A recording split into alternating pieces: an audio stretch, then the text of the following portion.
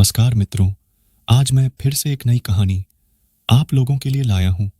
मित्रों, आज की कहानी च्यवन ऋषि और सुकन्या के बारे में है। दोस्तों, वीडियो पूरा जरूर देखें और चैनल को सब्सक्राइब कर दें। आइए अब आप कहानी के बारे में बताते हैं। च्यवन ऋषि ने ही जड़ी बूटियों से च्यवनप्राश नामक एक औषधि बनाकर उसका सेवन करके वृद्धावस्था से पुनः युवा बन गए थे। महाभारत के अनुसार उनमें इतनी शक्ति थी कि वे इंद्र के वज्र को भी पीछे धकेल सकते थे। च्यवन ऋषि महान भृगु ऋषि के पुत्र थे। इनकी माता का नाम पुलोमा था। इनकी ख्याति आयुर्वेदाचार्य और ज्योतिषाचार्य के रूप में है। ग्रंथ का नाम च्यवन स्मृति और जीवदान तंत्र है।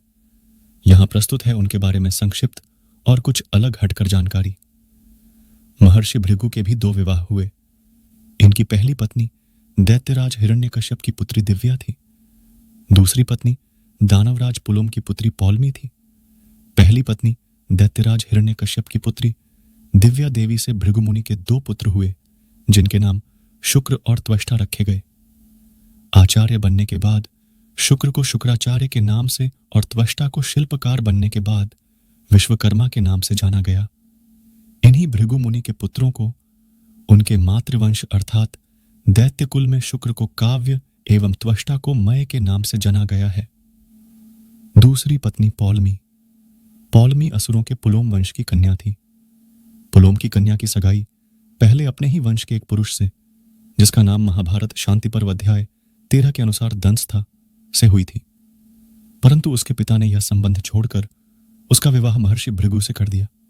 जब महर्षि च्यवन उसके गर्भ में थे, तब भृगु की अनुपस्थिति में एक दिन अवसर पाकर दंस पुलोमासर पौलमी का हरण करके ले गया। शोक और दुख के कारण पौलमी का गर्भपात हो गया और शिशु पृथ्वी पर गिर पड़ा। इस कारण यह च्यवन गिरा हुआ कहलाया। इस घटना से दंस पौलमी को छोड़कर चला गया। तत्पश्चात पौलमी दुख से रोती हुई शिशु गोद में उठाकर पुण्य आश्रम को लौटी। पौलमी के गर्भ से 5 और पुत्र बताए गए हैं। च्यवन ऋषि। च्यवन का विवाह मुनिवर ने गुजरात के भड़ौंच के राजा शर्याति की पुत्री सुकन्या से किया।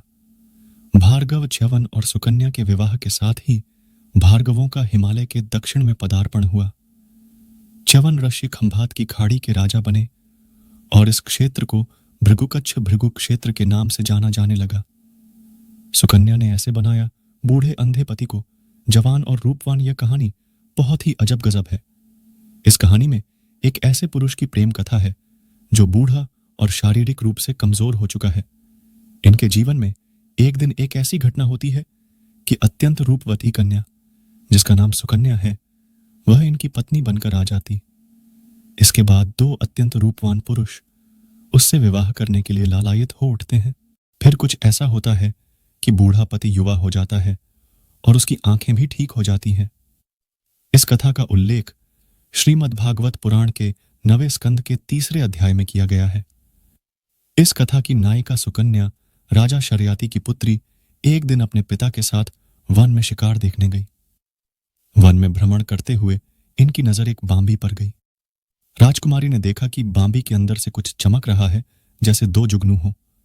राजकुमारी ने कौतूहलवश एक कांटे को उन चमकीली चीजों में चुभो दिया और यहीं से राजकुमारी के जीवन में बड़ा परिवर्तन आ गया। दरअसल वो जुगनू जैसी दिखने वाली चीजें महर्षि च्यवन की आंखें थीं, जिसमें कांटे चुभने से रक्त बहने लगा और ऋषि अंधे हो गए। ऋषि के क्रोध से राजा शर्याति के राज्य में तरह तरह की परेशानियां उत्पन्न होने लगीं। राजा शर्याति को जब राजकुमारी ने अपनी भूल के बारे में बताया, तो राजा च्यवन ऋषि के पास क्षमा मांगने पहुंच गए। ऋषि ने कहा कि क्षमा करने पर मेरे जीवन कैसा चलेगा? मैं अंधा हो गया हूं और इसके लिए तुम्हारी पुत्री जिम्मेवार है, इसलिए उसे मुझसे विवाह करना होगा ताकि वह मेरा ध्यान रख सके। राजा ऋषि की बात से बहुत दुखी हुए, लेकिन मजबूर होकर उन्हें अपनी पुत्री का विवाह बूढ़े और नेत्रहीन हो चुके ऋषि च्यवन से करना पड़ा। एक दिन देवताओं के वैद्य अश्विनी कुमारों की नजर सुकन्या पर गई और वह उस पर मोहित हो गए। इन्होंने सुकन्या के सामने विवाह का प्रस्ताव रखा, लेकिन सुकन्या ने इनकार कर दिया। सुकन्या के पतिव्रत से प्रसन्न होकर अश्विनी कुमारों ने वरदान मांगने के लिए कहा। सुकन्या ने कहा कि आप देवताओं के वैद्य हैं, इसलिए आपसे यही वरदान चाहती हूं कि मेरे पति को युवा बना दीजिए और दृष्टि लौटा दीजिए। फिर युवा हो गए ऋषि च्यवन अश्विनी कुमारों ने महर्षि को दिव्य सरोवर में स्नान कराया और जैसे ही महर्षि च्यवन जल से बाहर आए वह युवा नजर आने लगे। यहां भी अश्विनी कुमारों ने सुकन्या के पतिव्रत की परीक्षा ली और कहा कि पहचानो तुम्हारे पति कौन है। दरअसल सरोवर से निकलने के बाद ऋषि भी अश्विनी कुमार की तरह दिखने लगे थे, लेकिन सुकन्या ने उन्हें पहचान लिया। बाद में ऋषि च्यवन ने अपने तपोबल से देवताओं की भांति अश्विनी कुमारों को भी यज्ञ में सोमपान का अधिकार दिलाया। मित्रों, कैसा लगा आपको हमारा यह वीडियो? अच्छा लगा हो हमें जरूर बताएं और अपने दोस्तों के साथ भी शेयर करें। हम आपको बहुमूल्य जानकारियां उपलब्ध कराने के लिए समर्पित है। हम अपने इस कार्य में उनके समर्थन और सुझाव की अपेक्षा करते हैं ताकि हमारा यह प्रयास और बेहतर हो सके। दोस्तों, आज बस इतना ही, मिलते हैं फिर एक नए वीडियो के साथ। तब तक के लिए धन्यवाद।